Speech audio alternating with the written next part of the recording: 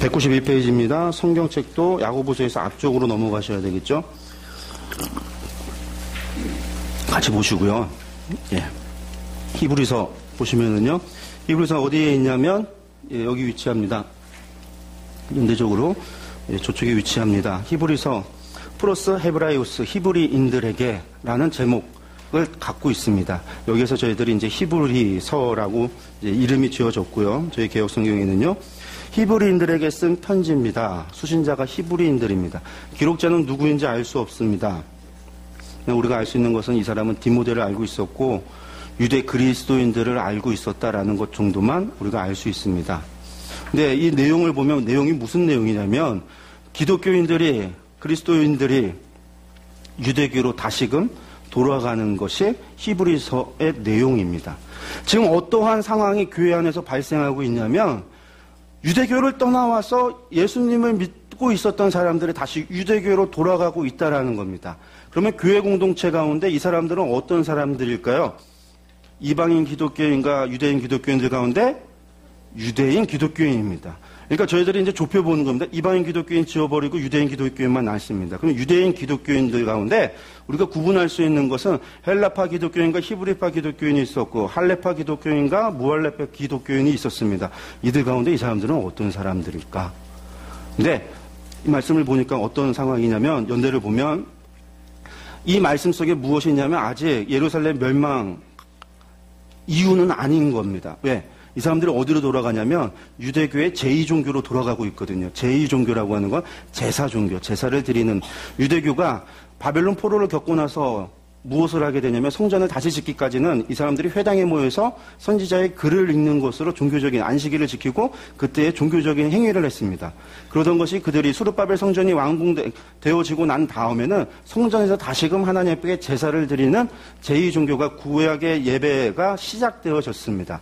그러니까 그 구약의 예배가 언제까지 이루어졌냐면 예루살렘이 멸망하는 70년까지 이루어졌습니다. 그러니까 예루살렘이 무너지고 난 다음에는 유대인들 가운데 제사장 계열도 없어져요. 몰락합니다. 그들과 함께 불을 추척하는 사두개인도 몰락합니다. 열심당원, 반란을 일으켰던 열심당원들도 몰락합니다. 누구만 남을까요? 바리새인들만 남아요. 그래서 70년 이후에 유대에는 바리새인들의 유일한 지도계층으로 남아서 그들이 90년에 얌니아에서 사내들인을 다시금 회복하게 되어지는 일들이 있어지는데 바리새인들이 그런 역할을 합니다. 그러니까 유대 히브리서는 70년 이후에 성전이 멸망하고 나서 돌아가는 이야기가 아니라는 거죠. 70년 이전입니다. 근데 그 안에는 66년부터 시작됐던 무엇이 없냐면 유대 전쟁에 대한 이야기가 다 빠져 있어요. 그러니까 이것도 66년 이전인가 보다. 그리고 또 한 가지 교회사에서 보았더니 누구에 대한 것이 교회가 예루살렘 교회에서 누가 죽은 다음에 예루살렘 교회가 와해되기 시작했냐면 장로 야고보가 순교한 이후에 장로 야고보가 언제 순교했냐면 62년에 그러니까 60년에 바울 선생님께서 예루살렘에서 붙잡혔을 때 이미 장로 야고보가 그 바울 선생을 붙잡고 일어나는 일련의 소동 가운데 아무런 영향력을 미치지 못하는 것들을 좀 보게 됩니다. 야고보 사도가 가만히 방치했던 건지 아니면 힘을 잃었던 건지 그렇게 생각해 볼 수 있는데 그 가운데 누가 그렇게 움직인 거였냐면 할레파 율법주의자 기독교인들이 그 일을 할 때 영향력이 없어졌었어요. 그러니까 62년에 돌아가시고 나고 나면 하나의 교회의 방파제 역할을 하던 장로 야고보의 순교 이후에 아마도 교회가 성도들이 바리새인들의 박해에 의해서 돌아간 것이 아닐까. 그럼 이 박해는 누가 박해를 했을까라는 질문이 나오죠. 당시의 박해는 어느 때? 당시 네로의 박해가 있었지만 64년부터 네로의 박해가 있었지만 네로는 저 이탈리아인데 이탈리아에 있었던 유대인들이 제사 지내고 있었냐면 아니거든요. 그럼 제사를 지내고 있었던 성전을 중심으로 한 예루살렘과 유대와 사마리아와 갈릴리 지역, 이 지역에 있었던 기독교인들이 예루살렘 성전 종교인 유대교로, 제2종교로 돌아가는 사건들이 있어졌던 것이 아니겠는가. 그러니까 이때가 야고보사도의 순교 이후인 62년부터 66년을 배경으로 쓰여진 것이 아닐까. 그럼 이때 돌아간 사람들은 대부분 누구냐면 히브리파 기독교인들이고 또한 어떤 사람들이냐면 그 가운데서도 유대 종교를 기독교인이면서도 지속적으로 율법에 대해서 애착을 가지고 율법을 사랑하면서 이방인들에게 율법을 강요하고 있던 할레파 그리스도인들이 아니었을까? 그 이들이 왜 이렇게 갔을까요? 64년에 대화제 사건이 일어나고 66년에 유대 전쟁이 발발한 이 과정 가운데 유대에 왔던 총독들에 대한 실정들이 있었습니다. 그리고 네로 황제가 유대인들의 표현을 안 들어주고 가이사랴라고 하는 지역 여러분들 기억나시나요? 그 항구 도시 전도 여정 때 항상 바울 선생님께서 들렸던 가이사랴라고 하는 도시가 헤롯 대왕이 만들었던 도시. 헤롯 대왕 때 로마 군인들이 그들을 위해 만들었던 도시 가운데 하나인데 헤롯 대왕이 유대인들은 헤롯이 만들었으니까 이것이 우리 것이다라고 했고 헬라인들은 야 여기에 헤롯이 니들을 위해서 만들었으면 우상 신전을 만들었겠냐? 이건 우리 거야. 라고 해서 법정 분쟁이 일어났는데 이걸 네로 황제가 이건 헬라 거다라고 편을 들어줍니다. 유대인들이 네로 황제에 대한 반감이 있어지기 시작을 해요. 이 이야기는 여러분들 일반 서신 개관에 그 예루살렘 그 유대 전쟁에 대한 부분의 내용이 자세히 나오니까 참고하시고 저희가 나눠드린 자료 가운데 요세푸스라고 하는 자료가 있는데 요세푸스의 유대 전쟁사를 좀 보시면 거기에 자세히 나옵니다. 한번 참고하시면 좋겠고요. 어쨌든 그런 일련의 사태로 말미암아 유대인들이 네로에 대한 반감, 로마에 대한 반감, 그리고 총독들이 왔을 때의 실정으로 인해서 반감이 일어나요. 실제로 로마 총독에 의해서 예루살렘 학살이 일어나는 것을 계기로 실제로 민중봉기가 그때 유대 봉기가 일어나기 시작을 하는데 그런 일련의 사태로 말미암아 무엇이 발생하는 거냐면 독립운동, 독립에 대한 민족주의가 고취되기 시작하고 열심당원들이 활발하게 활동하기 시작하면서 한순간에 봉기가 일어났던 거예요. 66년에. 그 이전에 열심당원들에 의한 독립운동이 계속됐겠죠. 바리새인들에 의한 독립운동도 계속됐겠죠. 일련의 사태 가운데 그들이 무엇을 했겠어요? 민족주의. 그 사람들은 종교가 민족이고 민족이 종교. 그런 나눠질 수 없는 이 사람들이 야, 너 와, 돌아와. 우리 같이 가야지. 야, 로마로부터 우리 독립해야지. 일제시대 때 우리나라 사람들한테 일제 독립해야지라고 얘기한다면 당시 우리나라도 그 33년에 독립선언을 했을 때 기독교, 불교, 많은 천도교 사람들이 함께 모여서 독립선언 낭독하고 독립운동을 했었었는데 당시 사람들이 유대인들이 그 민족주의 가운데서 유대교인들이 기독교인들에 대한 회유가 있었고 억압이 있었고 박해도 있었지만 같이 독립하자라고 하는 회유도 있었다라는 그러니까 그런 거에 의한 갈등으로 인해서 누가 움직이냐면 기독교인들 가운데 그걸로 인해서 유대교로 돌아가는 사람, 그것에 참여하는 사람, 그런 사람들이 발생했다라는 겁니다. 그런 사람들을 향해서 수신자, 기록자가 누구인지는 모르지만 누군가가 히브리서를 기록했습니다. 전체 보기 보시겠습니다. 히브리서는요 13장으로 되어져 있습니다. 13장으로 되어져 있습니다.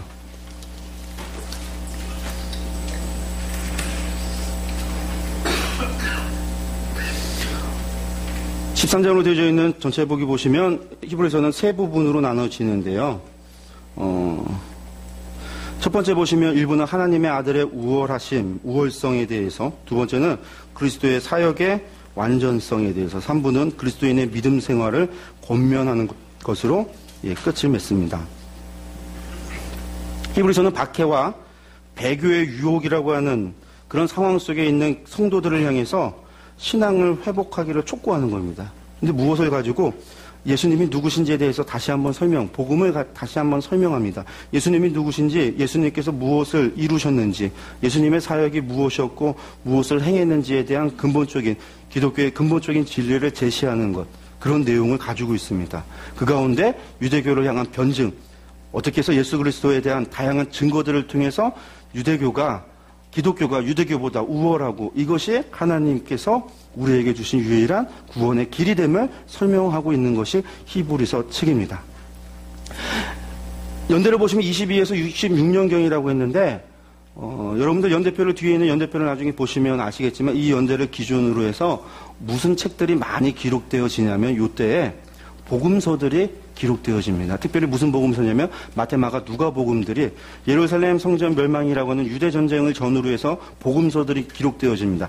요한 복음만 후대에 쓰여지는 것이고 마태, 마가, 누가가 그때쯤에 쓰여집니다. 그 얘기는 뭐냐면 그 당시에 예수 그리스도에 대해서 예수님에 대해서 성도들에게, 교회 교인들에게 전하고 알려야 될 필요성들이 교회 안에 있어졌기 때문입니다. 왜 그러냐면 사도들의 순교들이 있었고, 그리고 지도자들의 순교들이 있었고, 그리고 교회가 어렵고 박해와 배교와 이런 일들이 교회 가운데 계속해서 있었기 때문에 그리스도가 누구인지 그분에 대해서 좀 더 알려주고 가르치기 위한 필요성으로 인해서 하나님께서 복음서들을, 기자들을 통해 복음서를 쓰게 하시고 복음서들이 쓰여집니다.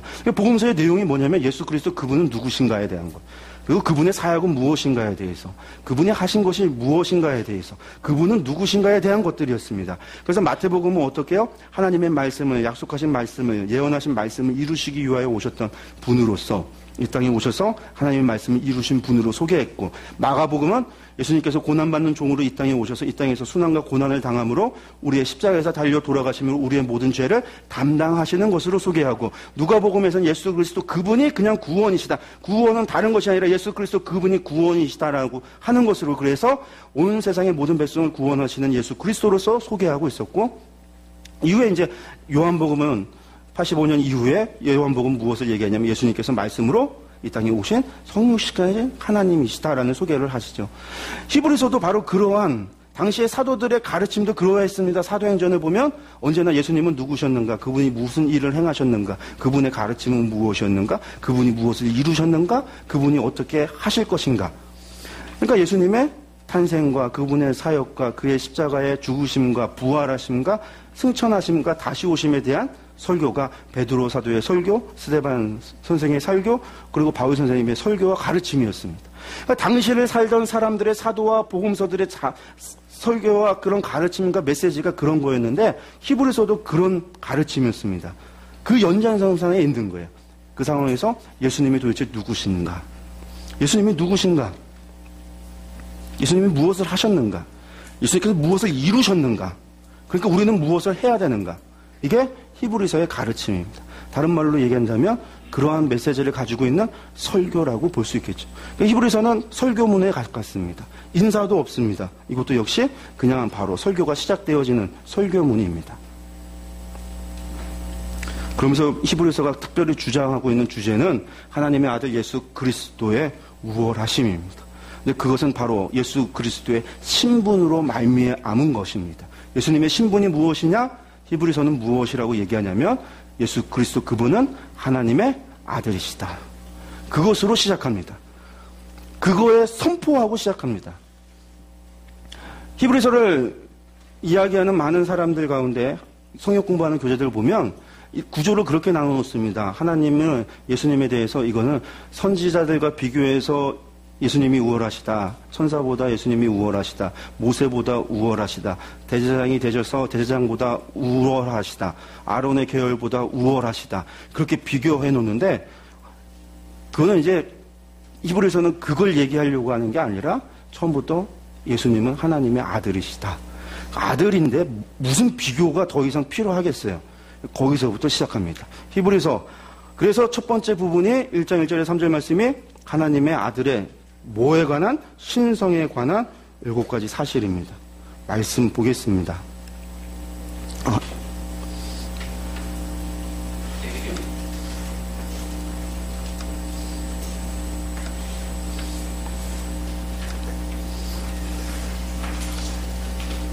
예. 2절 말씀 보겠습니다. 2절부터요. 이 모든 날 마지막에는 아들을 통하여 우리에게 말씀하셨으니 이 아들을 만유의 상속자로 세우시고 또 그로 말미암아 모든 세계를 지으셨느니라. 이는 하나님의 영광의 광채이시오 그 본체의 형생이시라. 그의 능력의 말씀으로 만물을 붙드시며 죄를 정결하게 하는 일을 하시고 높은 곳에 계신 지극히 크신 이의 우편에 앉으셨느니라. 아멘. 예. 1절 말씀이 뭐라고 시작을 하냐면, 옛적에 선지자들을 통하여 하나님께서 말씀했지만 지금은 누구를 통해서 말씀하냐면 마지막 날에는 하나님 당신의 아들을 통하여 말씀하실 것이다. 그날이 언제예요? 예수님이 탄생하시고 공생애를 시작하는 그때에 이미 시작되어졌습니다. 그럼 그 아들은 누구냐? 그분은 누구시냐 할 때 첫 번째 아들 예수님에 대해서, 예수 그리스도에 대해서 이야기하는데 그 예수님의 신분이 어떠하시냐 봤더니 첫 번째 예수님은 만유의 상속자라는 거예요. 두 번째는요, 예수 그리스도로 말미암아 모든 세계를 지으셨다라는 겁니다. 세 번째는 하나님의 영광의 광채라는 겁니다. 뿐만 아니라 넷째, 하나님의 본체의 형상이라는, 그게 뭐예요? 하나님 그분이시다라는 겁니다. 사도 요한이 말씀의 유신에 대해서 이 땅에 오신 예수 그리스도를 말씀하셨고, 그의 증거가 결국 도마의 고백을 통하여 나의 주 나의 하나님, 예수님을 하나님으로 고백하는, 예수 하나님이라고 고백하는 일이 사도 요한의 증거였는데, 이미 히브리서 62년에 이미 히브리서 기자는 무엇을 얘기하고 있냐면, 그분이 바로 하나님의 영광의 광채요, 하나님의 광채의 본체의 형상이라고, 그분이 하나님이시다라고 고백하고 계시는 겁니다. 다섯째 뭐라고 얘기하냐면, 예수 그리스도의 능력의 말씀으로 만물을 붙드셨다라는. 여섯째, 예수 그리스도의 죄를 정결케 하는 일을 하십니다. 마지막 일곱 번째는요, 예수 그리스도는 하나님의 우편에 앉아 계십니다. 지금 어디에 앉아 계십니까? 하나님의 우편에 앉아 계십니다. 계시록에서 그것을 무엇이라고 합니까? 보좌에 앉으신 어린 양께 무엇이 있다고 고백합니까? 구원이 있다고요. 구원이 누구에게 있어요? 예수 그리스도 그분에게 있습니다. 예수님에게 있습니다. 그렇기 때문에 사실상 이러하신 예수님과 피조물을 비교하는 것 자체가 뭐겠어요, 여러분들? 이건 모욕이죠. 어디에 하나님을 이 피조물과 비교할 수 있습니까? 비교할 수 없는 하나님이십니다.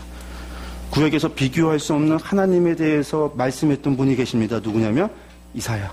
기억나시나요? 이사야 40장에서. 한번 나중에 보세요. 예수님을 피조물과 비교할 수 없는 것 없습니다. 이것 자체가 모욕입니다. 그럼에도 불구하고 비교합니다. 어떻게? 왜? 유대인들이 무엇을 믿냐면 천사가 하나님의 말씀을 받아서 인간에게 전해준 천사를 믿고 천사를 숭배했기 때문에, 왜? 하나님의 사자로서 말씀을 전해줬던 존재였기 때문에 천사를 숭배하는데, 영적인 존재라고 숭배하는데, 히브리서 기자는 뭐라고 얘기하냐면, 야, 천사보다 주님, 하나님의 아들이신 예수 그리스도가 우월하다고 말씀합니다.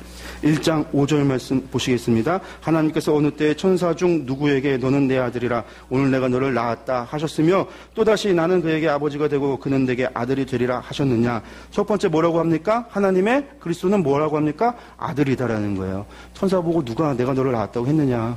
넌 내 아들 아니야. 천사는 하나님을 섬기는 종이고, 예수 그리스도는 하나님의 아들이다라는 거죠. 또 뭐라고 얘기하냐면 6절 말씀, 또 그가 마다들을 이끌어 세상에 다시 들어오게 하실 때에 하나님의 모든 천사들은 그에게 경배할지어다. 천사는 뭐하는가? 예수 그리스도를 경배하는 자다라는 거예요.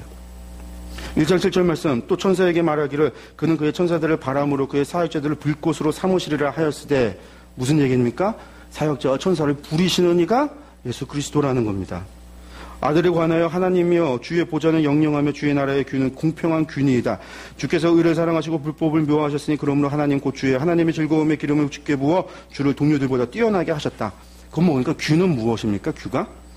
예전은 홀이라고 해서 했던 게 개혁개정 바뀌면서 규라고 되어 있는데 왕의 지팡입니다. 통치에 대한 겁니다. 야곱이 아들 12아들을 축복할 때 유다를 축복하면서 왕의 규가 유다에게 있다라고 얘기하거든요. 통치에 대한 겁니다. 그러니까 하나님, 예수님은 누구십니까? 영원한 통치하신다라는 사실입니다. 또 무슨 얘기를 하냐면 12절 말, 의복처럼 갈아입을 것이요 그것은 옷과 같이 변할 것이나 주는 뭐냐면 여전하여 연대가 다함이 없다. 연대가 다함이 없다는 건 연대가 가고 역사가 가고 시간이 가고 천년만년이 흘러도 변함이 없다. 예수 그리스도는 변함이 없으신 누구시다? 하나님의 아들이시다. 앞에 10절부터 나오는 이야기에 비추어서 창조주이시다. 세상을 만드신 변함없는 예수님이 이 땅에 오셔서 아이로 태어났다가 공생에 사시다가 십자가에 달려 돌아가셔서 죽으셨어도 그분은 변함이 없는 창조주셨다라는 거예요. 하나님이셨다라는 거예요. 그분이 지금 승천하여 하나님의 보좌에 앉아 계셔도 그분은 창조주시다라는 거예요. 변함이 없으시다라는 겁니다. 그러면서 13절에 무슨 얘기를 했냐면 내가 내 원수로 내 발등상이 되게 하기까지 너는 내 우편에 앉아있으라. 누구에 대한 얘기입니까? 예수님에 대해서. 내 원수의 발등상을 상하게 하신다. 원수를 정복하고 다스리실 주권자가 누구시다 얘기하시는 거냐면 예수 그리스도이시다라는 겁니다. 그렇기 때문에 우리는 어떻게 해야 되냐면요. 2장 1절 말씀 읽겠습니다.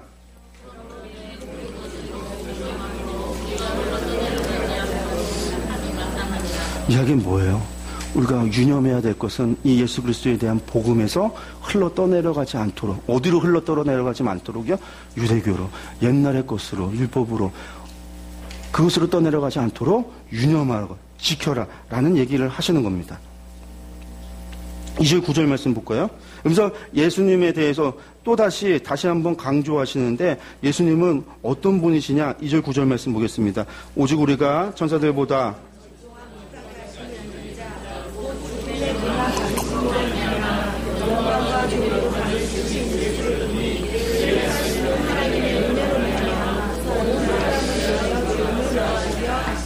예수님께서 인간으로 나셨습니다. 인간이 되셨습니다. 인간은 천사보다 못한 존재입니다. 하나님께서 예수님을, 당신의 아들을 인간으로 태어나게 하셨습니다.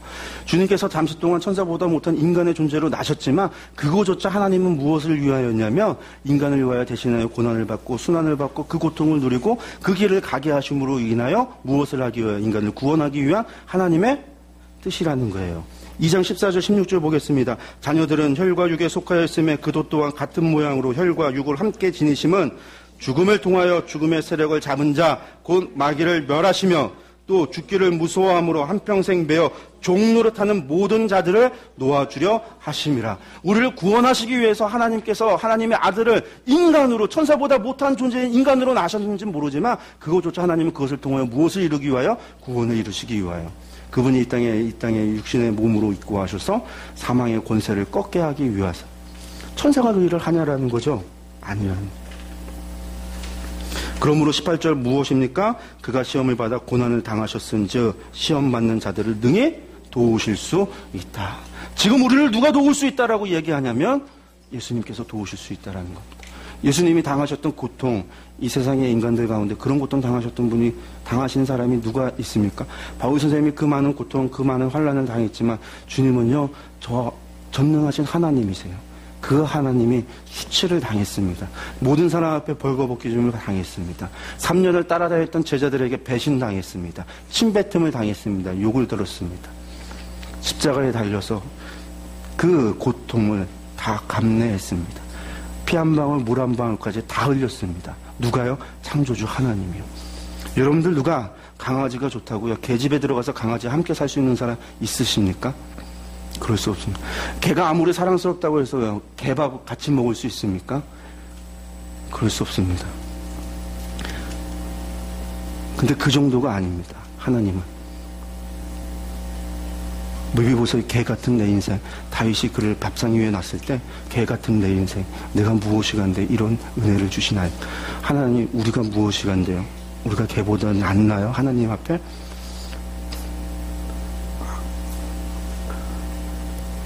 하나님은 인간이 당할 수 있는 모든 고난과 고통, 그 죽음까지도 경험하셨기 때문에 하나님 뭐 할 수 있다고요?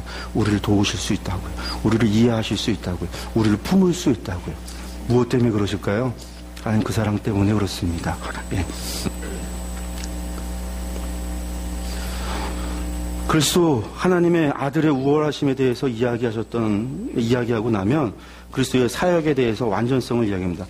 그리스도가 이루신 일이 무엇이냐라는 거죠. 우리 복음서로 돌아가서 기억한다면 예수 그리스도께서 무엇을 하셨나요? 예수님의 사역은 무엇이었냐면 마가복음을 통해서 무엇을? 그리스도의 순환과 고난을 통해서 이사야서에서 이야기했던 고난받는 종의 그것을 감당하셨습니다. 이 땅에 왕이신 그분이 왕으로 오셔서 왕으로 통치하셨던 것이 아니라 하나님의 아들로 왔지만 누가요? 우리가 그분을 포도원 밖으로 끌어내어 십자가에 매달려 죽였습니다. 그게 그분의 사역이 되어졌습니다. 그분의 사역 어떻게 무엇을 이루셨냐고요? 그것이 이제 네 부분으로 나눠지는데 첫째는 하나님의 집을 맡은 그리스도다라는 겁니다. 하나님의 집을 맡은 그리스도입니다. 하나님의 집이 무엇입니까? 성전입니다. 구약에서는 뭐였죠? 성막으로 시작되어졌습니다.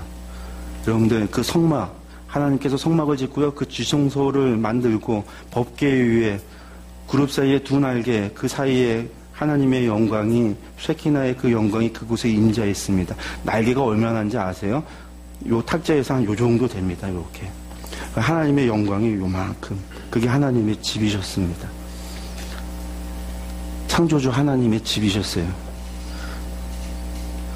그 하나님, 그것을 만든 이가 누구예요? 모세. 그렇지만 예수님은 누구시냐면 그 집의 주인이라는 겁니다.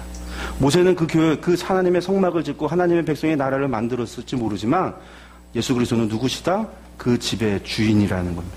아들이시다라는 거예요. 그것을 상속으로 받으셨다라는 겁니다. 뿐만 아니라 나아가서 그 성전이, 그 집이 지금은 누구라는 겁니까?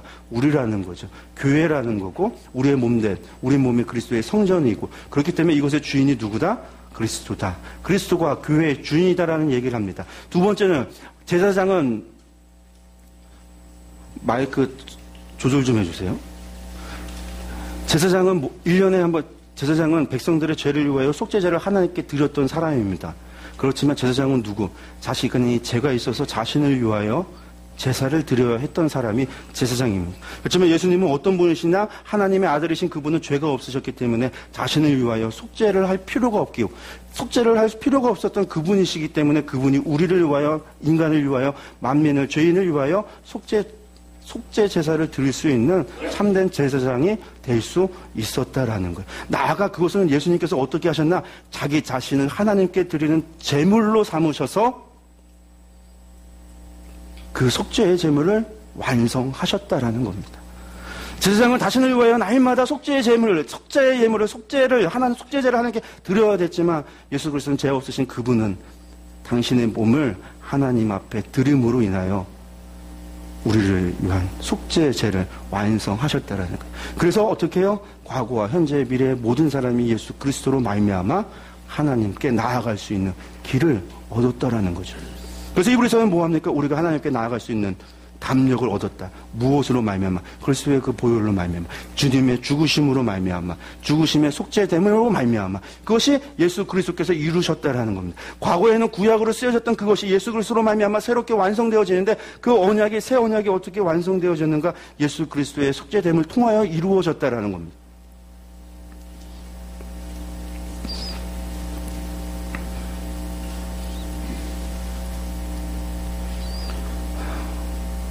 성경에 하나님께서 옛 언약을 왜 주셨을까요? 왜 주셨습니까? 다른 게 아닙니다. 내가 너와 함께하고 싶은데, 나는 임마누엘이라, 내가 너를 사랑해서 내가 너와 함께하고 싶은데, 내가 너와 함께하기 위해서는 최소한 이러한 것은 너와 내가 가까이 할 수는 없다. 그렇지만 죄인들에게 주셨던 것, 누구라도 하나님 앞에 나아가고 하나님의 면전에 설 수 있는 것이 예배였잖아요. 예배. 율법이고 예배였습니다. 주님은 당신의 몸을 제물로 삼으셔서 우리가 하나님 앞에 나아갈 수 있는 그 길을 열으셨습니다. 그래서 주님을 가리켜서 무엇이라고 얘기합니까? 내가 길이요 진리요 생명이라. 우리가 하나님 앞에 나아갈 수 있는 유일한 길이 되셨습니다. 우리가 하나님 앞에 나아갈 수 있는 하나님의 생명, 하나님 앞에 나아갈 수 있는 생명을 우리에게 주셨습니다. 이것이 변하지 않는 진리입니다. 여러분들, 피가 능력이 있습니까? 피가 능력이 있는 것이 아닙니다.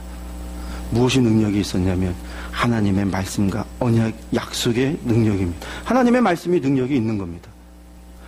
구약의 사람들도 예수 그리스도로 말미암아 구원받았습니다. 아브라함도 예수 그리스도로 말미암아 구원받은 사람입니다. 왜요? 구원은 보좌에 앉으신 어린 양께 있기 때문에 그렇습니다. 그럼 아브라함은 예수님을 알았는가? 몰랐습니다. 알지 못했습니다. 아브라함이 믿었던 것은 하나님의 말씀을 믿었습니다. 무슨 말씀? 하나님께서 아브라함을 구원하실 것으로 믿었던 것입니다. 하나님을 믿었는데, 하나님을 신뢰했고 하나님을 믿었던 그 믿음인데, 하나님은 그 믿음으로 말미암아 무엇을 했다? 주님이 누군지도 모르고 주님께서 어떻게 하실 건도 모르고 하나님이 어떻게 나를 구원할 줄도 모르지만 아브라함은 그냥 하나님을 신뢰하고 하나님을 믿었습니다. 그를 믿었고 하나님을 믿었더니 하나님께서는 그를 구원하셨습니다. 누구를 통하여? 예수 그리스도를 통하여서. 그렇기 때문에 예수 그리스도의 십자가의 죽으심이 과거와 당시의 사람들과 오늘을 살고 있는 우리와 앞으로 장차 태어날 모든 사람들에게 그 구원이 동일하게, 그 구원을 베풀 수 있는 은혜가 있어지는 것은 다른 것이 아니라 하나님이 그렇게 약속하시고 하나님의 말씀이 거기에 있었기 때문입니다. 그 말씀이 또 누구입니까? 예수 그리스도, 그분이 말씀이셨기 때문입니다. 그래서 우리가 구원받는 거예요. 어린 양, 저 보좌에 앉으신 주님에게 있기 때문에 그 누구도 그 하나님의 그 은혜에 벗어날 수 있는 것이 아닙니다. 다른 것에 있는 것이 아니라 하나님의 말씀 가운데 있습니다. 그러고 나면 그래서 예수님께서 완전한 제물이 되셨고요. 그리고 나서 이 히브리서 기자는 무엇을 얘기하냐면 그리스도인의 믿음의 생활을 마지막 권면합니다. 그게 11장, 12장, 13절입니다. 그러면서 하는 얘기가 무엇입니까? 이것을 믿으라라는 거죠. 예수 그리스도의 믿음. 그러니까 믿음은 무엇입니까? 우리가 너무나 잘 아는 말씀입니다. 11장, 히브리서 11장 1절 말씀이죠. 무슨 말씀? 읽어볼까요?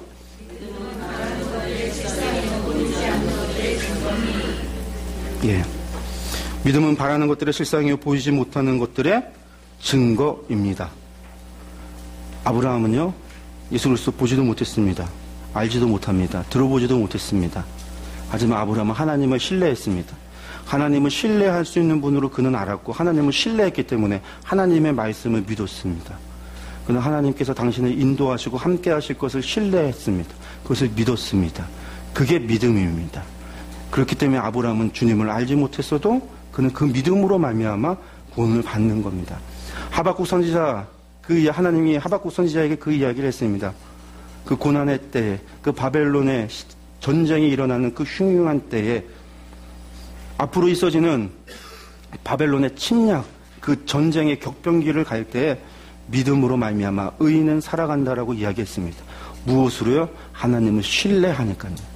고난이 사라지는 것도 아닙니다. 전쟁이 비껴가는 것이 아닙니다. 대환란이 없어지는 것이 아닙니다. 하지만 그 가운데 믿는 자는, 의인은 어떻게 되냐면 하나님을 신뢰함으로 살아가는 겁니다. 하나님을 신뢰함으로 나아가는 겁니다. 하나님을 신뢰할 수 있는 분으로 알아가면서 그분을 신뢰하면서 그분을 믿음으로, 그 말씀을 믿음으로 나아가는 겁니다. 그것이 욥기가 우리에게 가르쳐주는 것이기도 했습니다. 고난이 사라지는 것이 아니죠. 하나님을 배우니 내가 이전에는 듣기만 하였다가 이제 하나님을 배우니 내가 이제 알겠습니다. 하나님을 신뢰할 수 있는 분으로 그가 알고 나서 그의 인생은 환경이 변화되지 않았지만 평생 그는 죽을 때까지 먼저 갔던 자녀들을 가슴에 품고 갈 수 있을지는 모르지만 그의 인생의 문제들은 해결되어졌습니다. 야고보서를 봤습니다만 그 대흉년의 기간이 지나간 것이 아닙니다. 그것을 위하여 하나님께 기도한다고 그것이 지나가지 않습니다. 그것은 올 수 있습니다. 그대로 진행될 수 있습니다. 고난이 그냥 있을 수 있습니다. 그렇지만 믿음은 하나님을 신뢰함으로 가는 겁니다. 그게 믿음입니다. 이 믿음이라고 하는 것이 하나님 앞에 무엇인가를 뜯어내고 얻어내기 위한 것이 아니라 이것이 도깨비방망이라 믿으면 무조건 되어진다고, 믿음으로 구하면 응답된다고 하는 식으로 이야기하므로 이 세상에서 도깨비방망이를 하나님께서 우리에게 주신 것이 아니라 기도는 하나님과의 대화고 하나님이 창조주가 무한하신 그 하나님이 죄인인 우리와 대화하시겠다고 우리에게 베푸신 은혜이고 하나님의 사랑의 방식이고 방법이지 그것이 하나님을 조종해서 하나님으로부터 무언가를 얻어내고 뜯어내고자 하는 방법이 아니다라는 것. 의인은 하나님을 신뢰함으로 나아가는 겁니다. 내가 보지 못하고 내가 알지 못해도 하나님을 신뢰할 수 있으면요 살아갈 수 있습니다.